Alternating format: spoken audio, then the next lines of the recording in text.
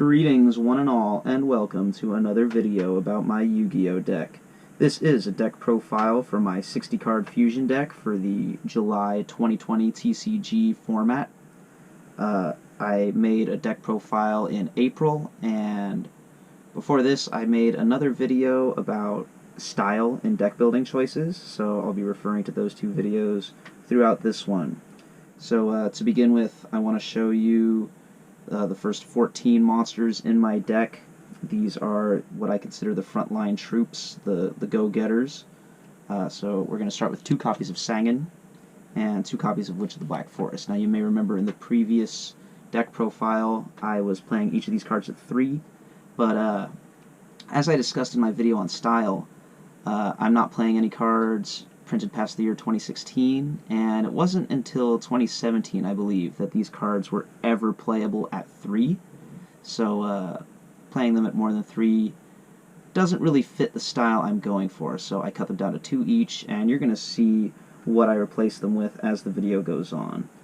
But everything else is pretty much the same. We got the Gravekeeper's package, 2 copies of Gravekeeper's Spy, 1 copy of Gravekeeper's Guard, and 1 Mystic Tomato here because of all the dark monsters that we can summon with it. 3 copies of Bubonic Vermin. These guys just help flood the field. And I'm including these guys in this category because they help fetch other cards out of the deck. Since we're playing ritual stuff, we got 1 copy of Manju of the 10,000 Hands. And since we're playing Dark Magician and Buster Blader, we've got the Skilled Dark Magician and the Skilled White Magician. The Skilled Magician effects, as I said before, don't go off too often, but they're good enough to play nonetheless.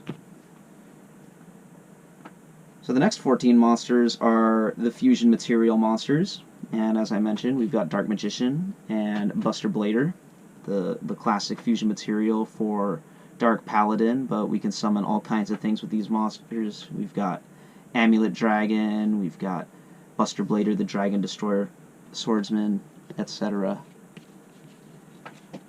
Besides these guys, we've got 2 copies of King of the Swamp.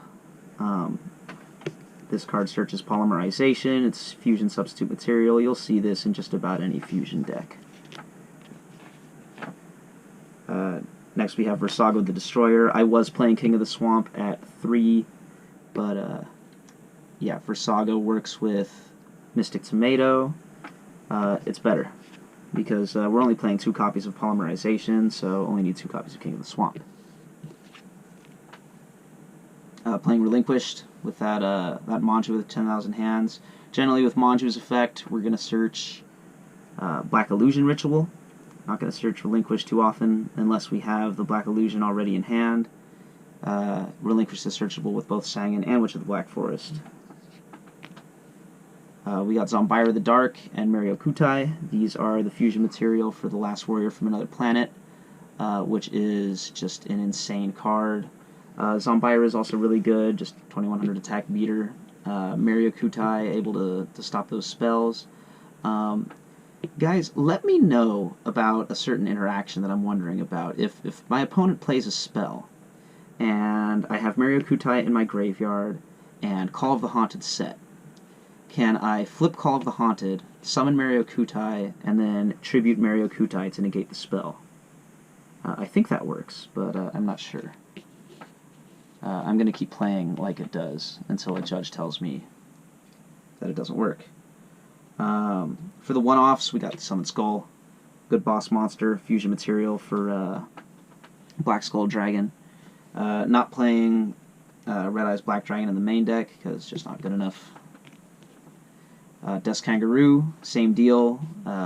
No big koala here going with it. We summon this with Versago the Destroyer or King of the Swamp to get Master of Oz, which is a really good card, 4200 attack there.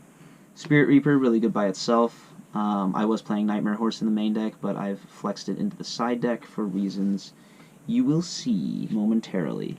And finally, rounding out the fusion material, 3 copies of the mighty Blue Eyes White Dragon. This card is just the best card in the game, what can I say?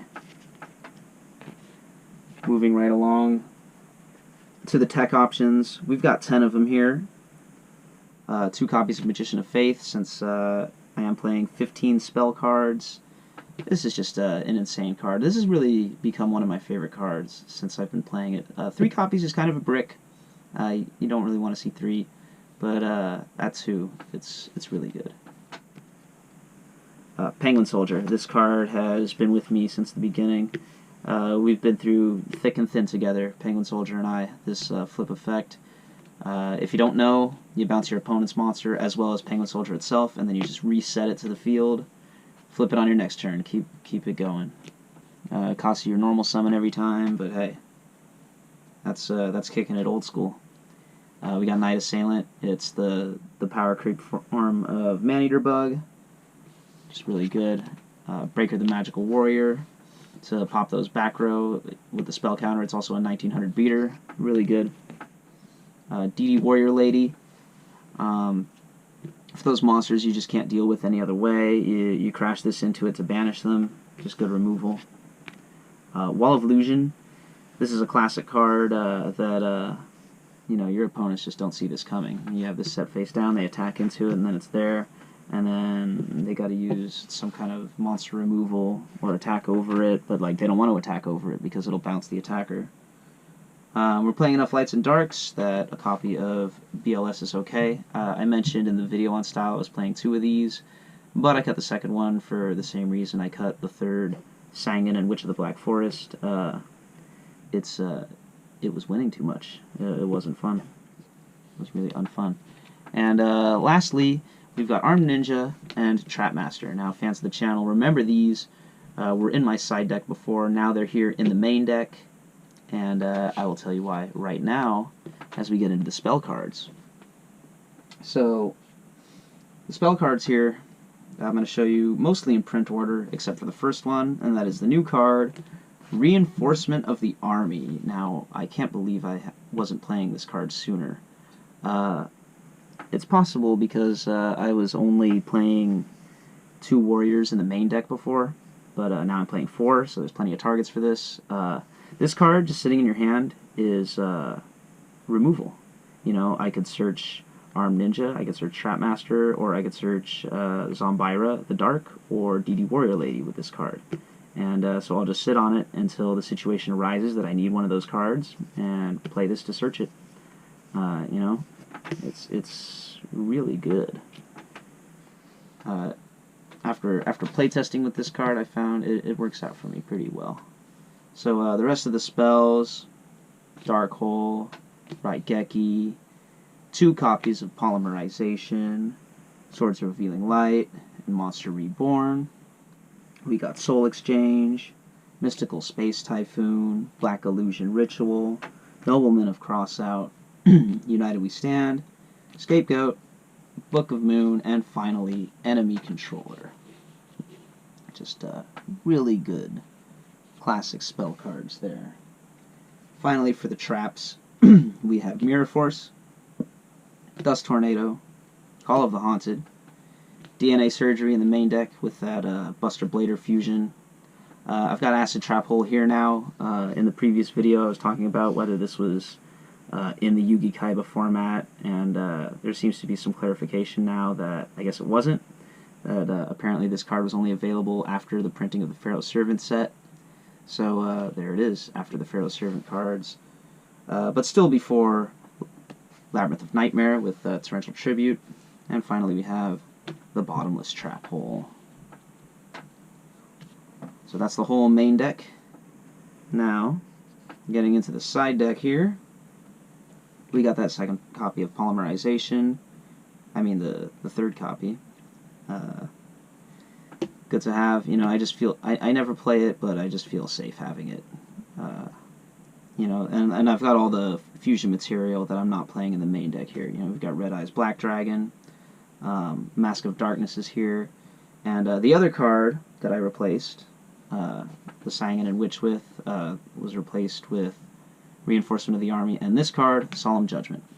My deck was lacking a counter trap. Here it is. I'm not really main decking it, but hey, you know, this is even a meta side deck card, right? So here it is in my side deck.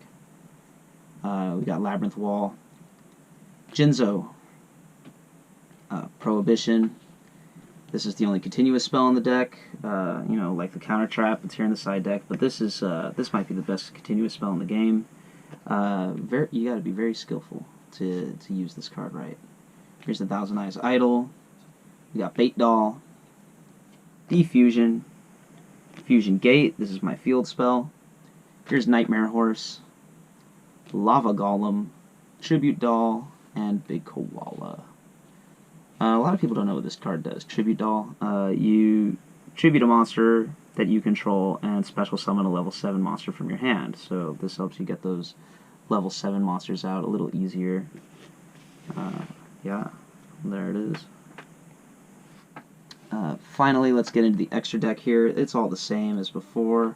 Black Skull Dragon, Thousand Eyes Restrict, Last Warrior from Another Planet, Reaper on the Nightmare. So like with Nightmare Horse, I was finding that getting that direct attack wasn't as useful as the removal. And if I need to do direct damage, I've still got this card.